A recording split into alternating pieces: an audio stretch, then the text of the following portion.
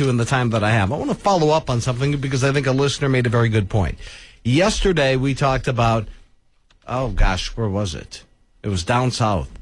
Was it Missouri? Somewhere where a guy was charged with obstructing an officer for flashing his lights at oncoming traffic. Was that Missouri, Jason? I know it was the deep south. That's all I recall. And they dismissed the obstruction charge, but now he's suing, trying to get a class action suit going, saying his free speech rights were violated. A listener called with a story yesterday that another listener was dubious of. And that was, he said that he was actually charged with aiding and abetting. And he sounded pretty credible to me, but a listener sent the law and statute on that, which does make it sound iffy. Further, initially, when Chris emailed me dubious of the listener's story, he sent me the statute on flashing your beams. This paragraph does not permit an operator from intermittently flashing the vehicle's high beam headlamps at an oncoming vehicle whose high beam headlamps are lit. Now, the person who called yesterday wasn't flashing necessarily at oncoming motorists to warn of a speed trap, or I don't call them speed traps, an officer running radar. But someone had their high beams on. He flashed his high beams, and he said he was stopped for it. So a listener sent me the statute that said, Wisconsin State Statute 347.12(1)(a).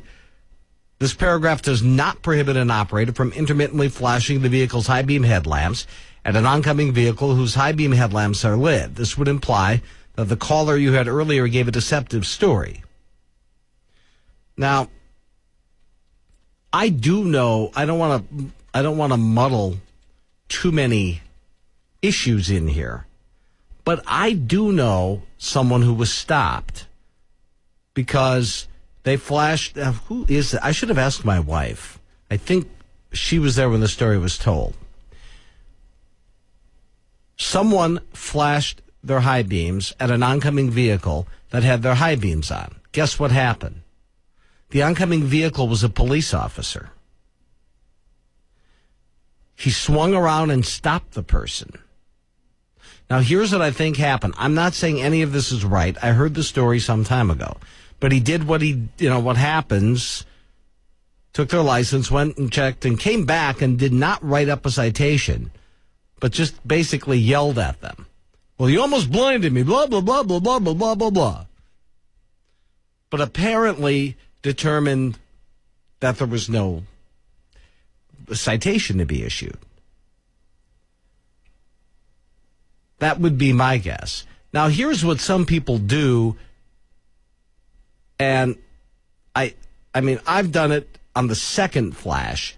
Some people wait right up and then hit them just to be a jerk rather than to have them dim them. I've seen that happen. I've been in a car when someone did that.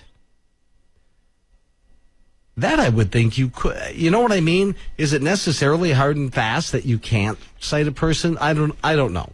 And no, I don't want every traffic law expert calling now, Jason. We're not going to get into that. But I thought, in terms of the credibility of the listener yesterday, I thought another listener made some good points. So I wanted to share that with you. Remember the big to-do